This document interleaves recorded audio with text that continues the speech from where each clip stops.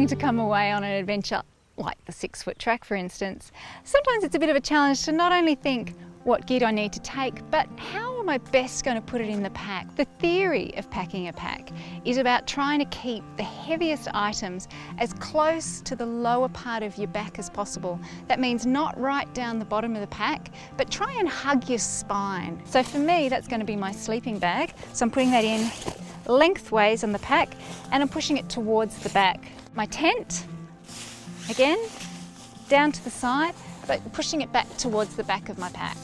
Another item here I have, it's got a little bit of weight to it. This is my sleeping mat. I'm going to put it on the other side.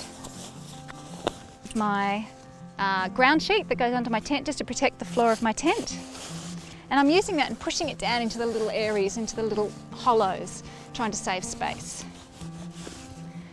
Got my first aid kit. It's inside a waterproof container. Heavy item here I have is my stove and my billy, my cooking pot. Push it down as far as it'll go. Now I've got a nice big gap at the front at the bottom. So this is my clothes. Now it's in a dry bag, which means it's going to keep the water out and you can seal it completely. And in here, all I have is some very simple clothes. I've got some thermals, change of undies, that kind of a thing. I'm actually going to keep wearing the same shirt all 3 days on the track. Let's see if my friends are still my friends at the end. I'm going to get all the air out, shove it in. And this is filling that big gap at the front. You want to get rid of all the little spaces that you can feel inside the pack there. This is my food bag. That's going to go accessible there, the front. PLB, my personal locator beacon.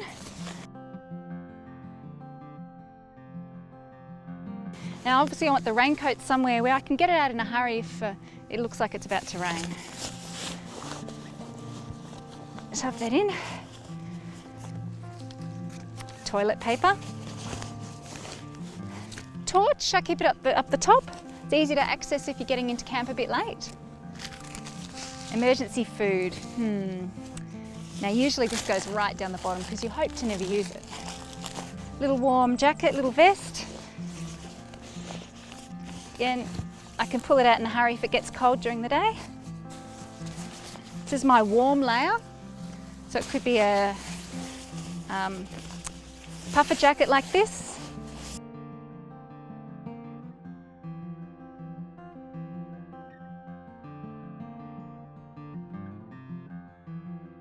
This is a 55-litre pack and there's still a lot of room in the top. Got my wallet. So I'm going to be putting my water. Now I keep my water on top, which means that there is a bit of a weight at the top, but because I'm using a bladder with a hose, if it's down the bottom, the hose sometimes gets tangled or it won't reach all the way back out of the pack and round to the front. So it does sit on top there. And then I've just got a few little items that I'm actually going to put in the top compartment. So my car keys, Scroggin, muesli bars, munchies, toothbrush, whistle, GPS, some spare paper and a pen in a Ziploc bag to keep it dry, sunscreen,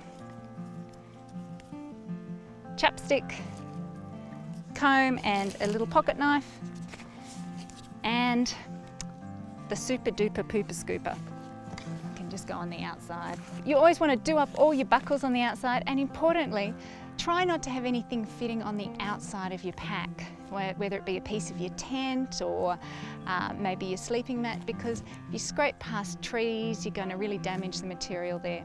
So have everything nice and neat inside, compact, done up tightly, and you're good to go. On the website, you'll find a really handy packing list that you can download, print out, maybe tweak it a little bit just to suit yourself.